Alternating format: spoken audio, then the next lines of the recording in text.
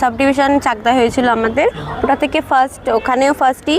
তারপর ডিস্ট্রিক্টে জাগলিত হয়েছিল আমাদের, ওখানেও ফার্স্টই হয়েছি। আর স্টেট লেভেলে কলকাতা হয়েছিল, কলকাতা বালিগঞ্জে, ওখানেও আমরা ফার্স্টই অধিকার করেছি। কিন্তু যখন ন্যাশনালে গিয়েছিলাম আমরা এত ভালো পারফরমেন্স করেছিলাম, ওখানে ভেবেছিলাম কিছু হবো, কিন্তু লাস্টে ওখানে তারপর জাজদের মতলব জাজমেন্টে আমরা তারপর নত করে নিয়েছি, কিছু হতে পারিনি।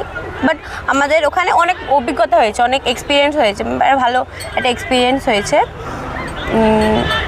হ্যাঁ, ওখানে গিয়ে ন্যাশনালে গিয়ে কোনো করতে পারি। ওখানে মিনিমাম কতজন ছাত্রছাত্রী ছিল? ওখানে